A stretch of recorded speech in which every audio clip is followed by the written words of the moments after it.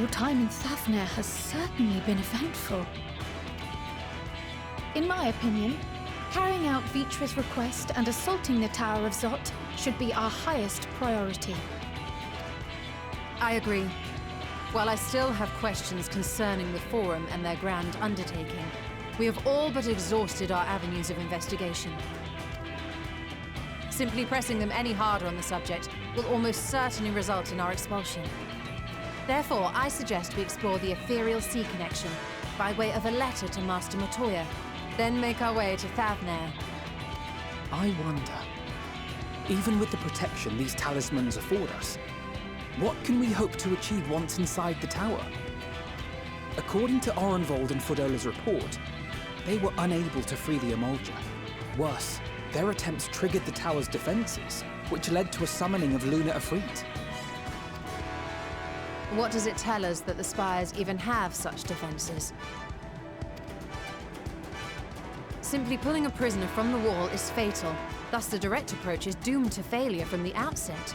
Any further measures to dissuade such actions seem unnecessary. Unless, of course, there is a way to free the prisoners without killing them. Then it stands to reason that any intruders will be met with overwhelming force. The towers appeared throughout the world in but the twinkling of an eye. 'Twas by magical means these structures were raised, I surmise. A spire thus conjured must needs be maintained, and I suspect an arcane catalyst, some manner of core, doth lie hidden within. Destroy the core, and the tower ceaseth to be, thus liberating the captives without harm. So we can hope, and I would prefer to enter the tower with a working theory than with no plan at all. Assuming Ishtola's reasoning is correct, the chances of the defenses remaining dormant are small to none. Any primals will have to be dealt with, and defeating one will likely only lead to the summoning of another. Our every victory will only compound the prisoner's suffering. May we not then divide our forces? Those proficient in healing will focus on sustaining the captives. That duty can be covered by Urianger, Cryon, Yostola, and myself. The remaining Scions will proceed with the search for the core. Admittedly, this strategy puts both parties at greater risk, but it should bolster our chances of saving the Arcosodor by a considerable margin.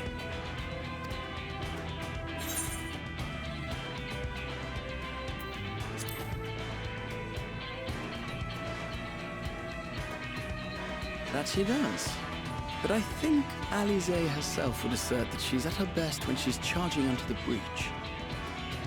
And from what I recall from the Grand Cosmos, there's a spring in her step when she fights by your side.